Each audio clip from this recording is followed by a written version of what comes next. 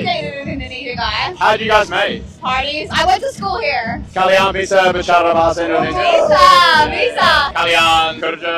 Kami kerja di Australia sekarang, tapi sekolah di sini aja. Orang tua kerja di sini? Ibu saya kerja di sini. Orang tuamu dari Australia? Ya, Atau dari Eropa? Australia. Kalian pintar. Makasih. Bali bukan hanya surga wisata, tapi juga tempat di mana banyak cewek bule mampu berbicara bahasa Indonesia dengan lancar. Hal ini terjadi karena mereka tinggal cukup lama, berinteraksi dengan warga lokal, dan ingin menghormati budaya setempat.